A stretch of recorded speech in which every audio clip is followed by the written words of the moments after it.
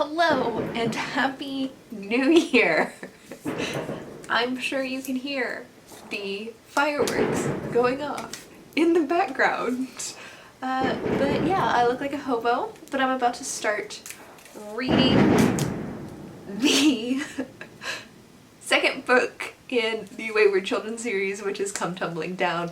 I'll put the picture right here. There's a book cover right here. I'm sure you can see it already. But I'm gonna drink a whole bottle of Prosecco by myself and start this 24-hour readathon. It's not a readathon, it's like my own personal readathon. And yeah. Drink, read some Wayward children's books, and hopefully start off the new year right. Let's see if I can open this. It's very cold.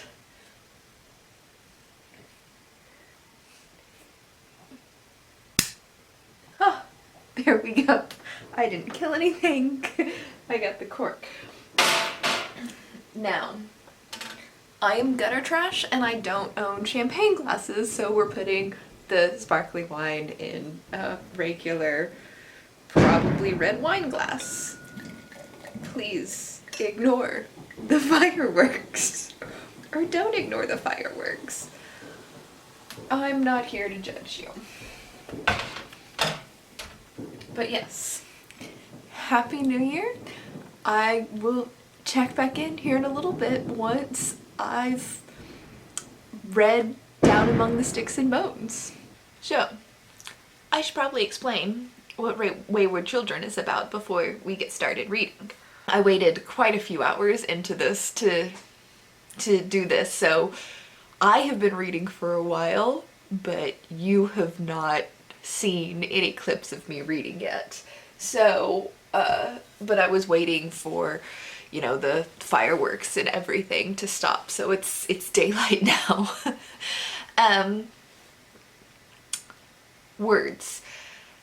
So Wayward Children is a very interesting little mini series, I guess, novella series, and imagine that stories like Peter Pan or Alice in Wonderland, books like that where children disappear from their families, are real stories that they happen to real kids, where a child will find a doorway to another land and disappear for many years and come back different.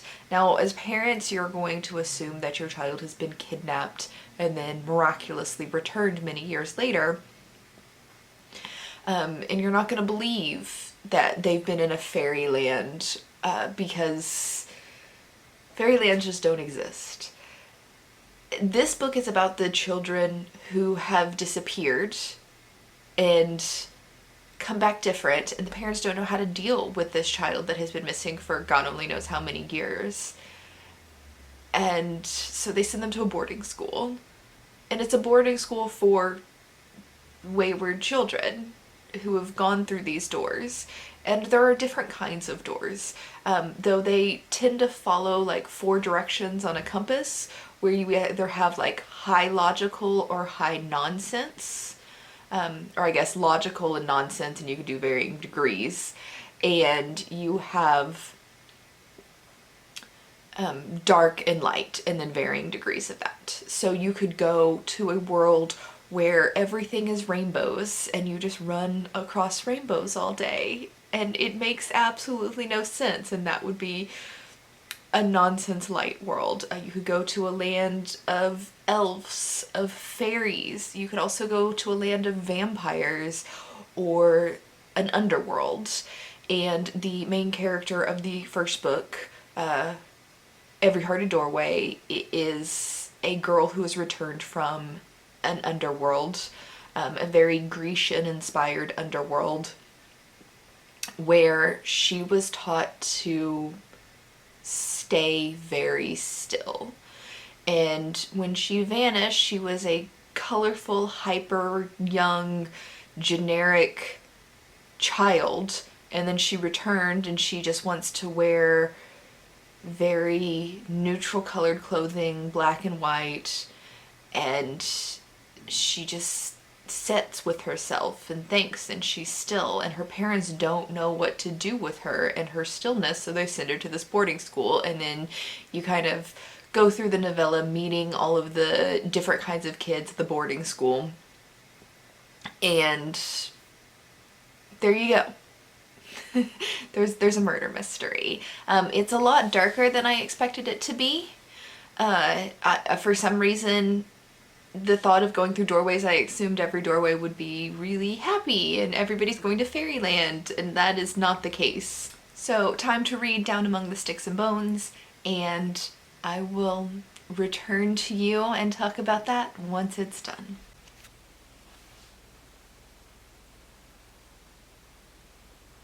Okay, so I am just under 1 hour in, and I have just finished Down Among the Sticks and Bones, which was book 2. This was Jack and Jill's story. Jack and Jill were two of like the more interesting main characters from the first book. They are twin girls, Jacqueline and Jillian, who were raised by parents who don't really understand children. They wanted children because children make them look good in their professional careers, not because they actually wanted children. And the children were kind of thrown into roles of the ideas of what their parents want them to be. So Jacqueline was their mother's daughter, and she was the perfect little quiet angel in a pretty party dress there to look pretty and be admired by her mother's friends. And then Jillian was her father's daughter, where she was a tomboy and she was like destined to be intelligent, and they never really knew love or friendship between each other because they were never allowed to be what they wanted to be. And then they found a doorway to the moors, and the moors is a very dark place with vampires, werewolves, and like drowned gods. But Jack and Jill found their way to the lair of a vampire, or the city. It wasn't really a lair, like he rules over a medieval city, and there one of them is chosen to go with the vampire and become a vampire's daughter, and then the other one is the apprentice to a mad scientist. And the story goes from there. It's very short, so I'm not going to really give you any more details. And all of that is kind of known from the first book, but it's there. This is the information that happened before. Can you hear that cat?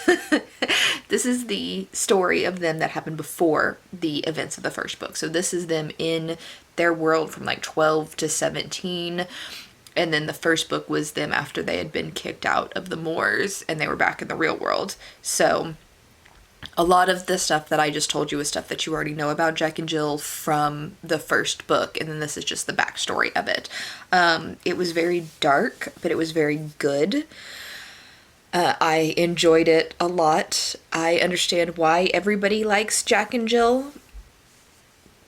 Next up, I don't even know which book is next in the Wayward Children series. Is it Beneath the Sugared Sky? Is that what's next? Let's look it up on Goodreads. Yes, Beneath the Sugared Sky is the third book in the series, and this one apparently returns to our world and Eleanor West Home for Wayward Children. So we will be meeting new characters. I will check back in with you when I finish Beneath the Sugared Sky and let you know what's going on with that book. Alright, I am just under 4 hours in, and I have finished Beneath the Sugared Sky. I honestly did not like that one nearly as much as I like the first two in this series. This is back in the real world, and it follows some of the same characters as book 1. So you have to read book 1 in order to really understand what's going on in this universe, or at least to avoid spoilers, like for book one, but you don't have to read book two. And I think it's very interesting still that you could read these books completely out of order, and then it would somehow still make sense. But you definitely have to read book one, and some of the characters are still at Eleanor's school, but not all of them. So this features Cade, Christopher, and a little bit of Nancy from book one. Basically, there's a new character named Cora, and I think she's why I don't like this book. Is she's a mermaid, but her entire personality is that she's overweight. And it's just like everything she does is she assumes people are making fun of her for being overweight. She's conscious of her weight. Like, her entire personality is being fat. And I don't want to read about somebody whose entire personality is being fat when her entire personality should be that she's a fucking mermaid. But it never really addresses the fact that she's a mermaid, other than she's like a really good swimmer. Everything she does is her thinking about her weight and how she's fat. And I don't think the fat rep is good in this book, because, like, yes, there are people who work out a lot and are still overweight because of medical conditions and stuff like that, but it's rare. And this girl and her obsession with being fat basically seems to, like, allow justification for other people who are not healthy to be fat, where they can, like, lie to themselves that, oh, I'm healthy, I just have a disorder that makes me fat. It's like, no, you eat too much and don't burn enough calories and you're fat. Like, I'm fat. I understand the idea of being fat and how it's supposed to work. But this is like justification for eating disorders. Whether it's an eating disorder to be super skinny when you're naturally a heavier person, or it's an eating disorder to be far overweight. Like, both are bad in different ways. And because this is from the perspective of Cora, and, like, all you hear about the entire book is about being fat, which really it should be about confection, which is Sumi's world, and Sumi was in book one, and Sumi's daughter basically shows up to Earth, regular Earth, looking for Sumi. And I'm not going to really get into that because that does spoil something from the first book. And it's about, like, the story is like an adventure that all of these kids go on through a bunch of different universes, that has to do with Sumi and Rennie. But it's like, that's what it's supposed to be, but it turns out just to be Cora obsessing about thinking everybody's about to bully her for being fat. And there's no, like, not a single person in this actual book says anything about her weight other than herself. It's always like people look at her and she assumes that they're looking at her because she's fat and not because her hair's pretty or whatever. But it was annoying, to say the least. So hopefully the next book, which is something I've already forgot, In an Absent Dream, is next. And I don't know who this one is about. I think this might be Cade's story. It is not Cade's story, but it seems to be Cade's world. So we're going to read this one. It's Lundy's story. I think Lundy was in book one, if this is the person that I'm thinking of. But yeah. So I'm going to start this one up, and I will come back and check in with you when I'm done with In an Absent Dream. Okay, so I have finished In an Absent Dream, and we are 5 hours and 37 minutes into this. There's one book left in this series. I'm gonna do this in well under 24 hours. So basically, let's go over what In an Absent Dream was about. In an Absent Dream was Lundy's story, which is a character that we do meet in book 1. She is a very, very young girl, but only because she's aging backwards. From book 1, we know that she was part of a goblin market. That was her world, was a goblin market. Apparently there are multiple goblin markets, but she has to choose to become a citizen of the goblin market by the age of 18, or she has to choose to come back to the real world. And she doesn't want to choose, so she makes a bargain to stop aging or age backwards or something like that. And which kind of like defeats the purpose of the entire rule, so she's banished. So she basically tries to break the rules and then gets punished for breaking the rules. And like we knew that in book 1, and this is basically the story leading up to that. And like her different times in the goblin market and coming back and forth.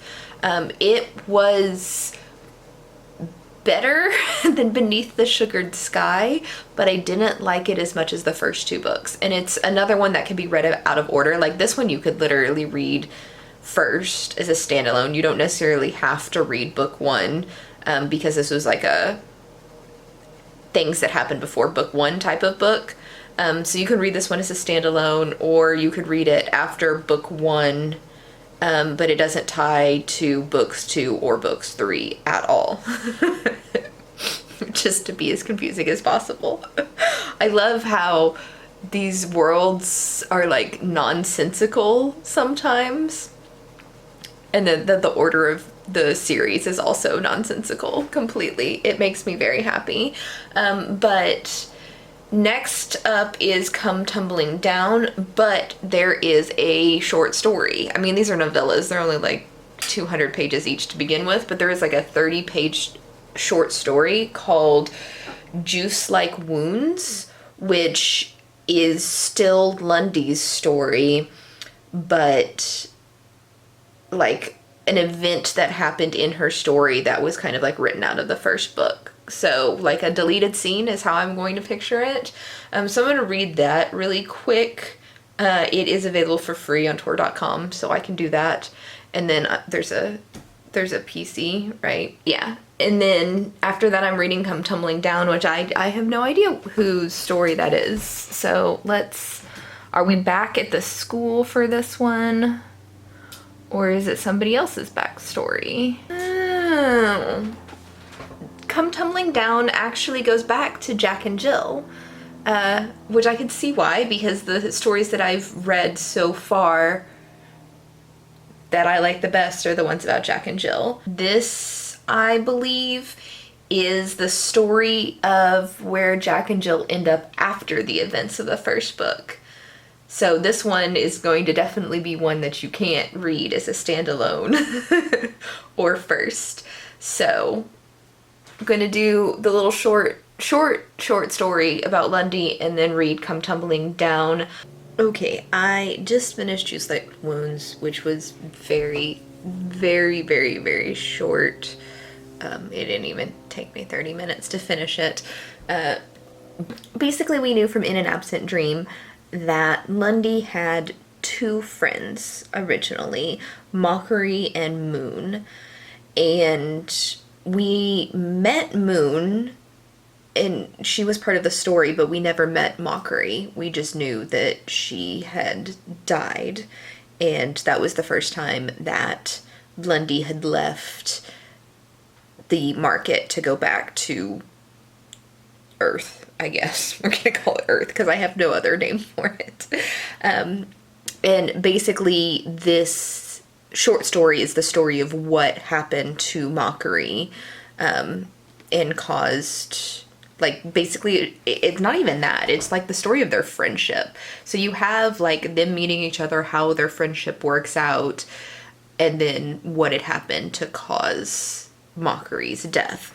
And there was a part in here that I really liked, where it's kind of like breaking the fourth wall type of thing. And it's right before Mockery's death. And it says, "And we may leave them there if you like. You know what happens. You know that 3 came and 2 left. And that the one who did not leave would never leave. Not with her friends and not on her own. You know this story. You can go. You do not have to stay and see." And it was just like, you don't want to read about death? Then stop reading this story. And I just thought that was a really cool thing to put into a short story. Obviously, I read about death all the time, and it doesn't bother me. But that still, I liked it. I don't know why I liked it so much, but I really, really liked it. Anyway, we're going to go on to Jack and Jill's 3rd appearance. All right. So, less than a fourth of the way into my 24 hours, I have finished the final book that is available to me in the Wayward Children series. That wasn't planned well. Shit happens.